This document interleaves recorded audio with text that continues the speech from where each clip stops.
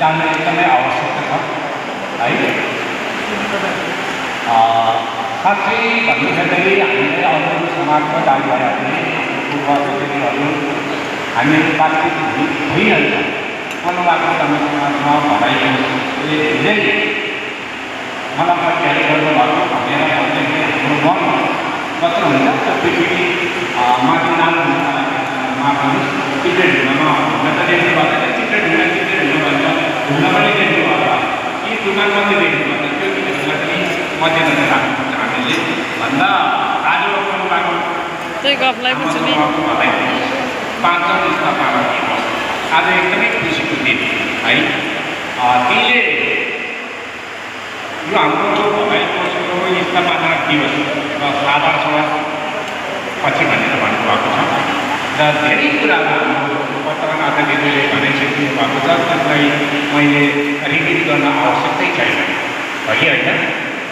भन्दाखेरि आज यो पाँचौँ स्थापना दिवसको हाम्रो भलासको सभाध्यक्ष मेरै दाजुको सानो दाजुको छोरी मेरो नानी बालक र म सम्मानित को व्यक्ति हेर्नुहोस् त एउटै परिवारको छालेटीमा के खै हो नन्द भाउजू देवर नन्द भाउजूहरू र हेर्नु आमाजीहरू योभन्दा ठुलो केही पनि होइन क्या।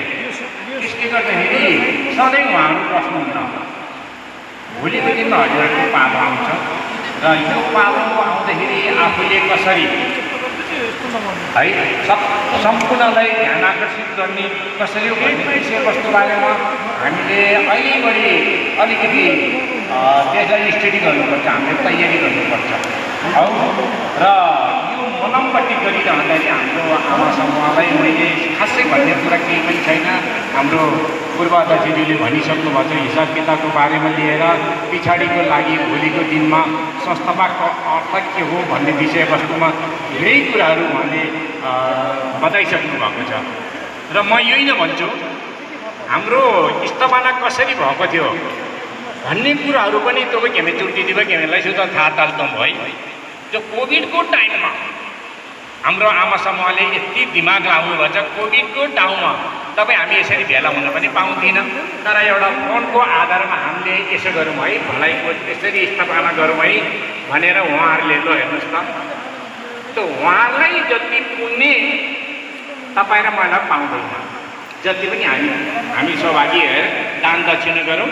तर जसले पहिले यो शब्द उठाउनु भयो वा हामीले यो भलाइको यस्तो गरौँ र कसैलाई हामीले यो मलमपट्टिको एउटा कार्यक्रमलाई अगाडि बढायो भने सबैलाई एकदम सन्तुष्टि हुन्छ।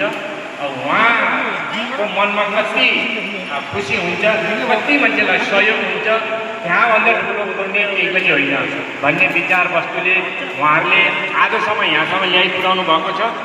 र यस्तै गरी भविष्यमा अझै यसलाई के गर्दाखेरि राम्रो हुन्छ भन्ने विषयवस्तुमा उहाँहरूलाई सल्लाह दिने तपाईँ हामी सबैको जिम्मेवारी पनि पर्छ हौ। छुइदिए त हौ, हामीले खानेकुरामा मात्रै ध्यान गर्ने होइन।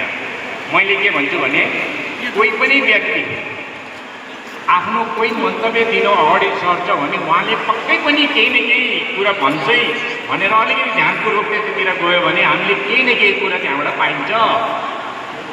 यी खालि तोलम हामी गफमै आफ्नो बातचितमै धेरै लाग्छौँ तपाईँ हाम्रो यो पनि एउटा अनुशासन है।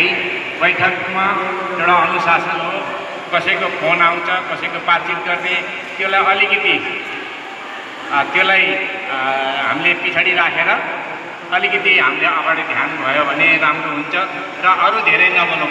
अध्यक्षज्यूले भनिसकेको छ म 3 हेरन ठाउँमा जाने भन्ने कुरा र मैले फेरि पनि के भन्छु, हाम्रो जति पनि हाम्रो यहाँ अगाडि बस्नु भएको हाम्रो आमा दिदीबहिनीहरू हुनुहुन्छ र सम्पूर्णलाई फेरि पनि म हजुरलाई एकदमै धन्यवाद दिन्छु। म हमेसै एकदम शुभ दिन होस् भन्छु र आफूले पनि हमेसा सकारात्मक सोच लिएर हिँड्ने कोसिस गर्नु होला। यो मानव जीवन हामीले कसरी पाएको छ त्यसमा हामी एकदमै गर्व रहनुपर्छ है दिदीबहिनीहरू। भन्दै धेरै कुरा नभनिकन आजको यो 5औं स्थापना दिवसमा उपस्थिति सम्पूर्णलाई म फेरि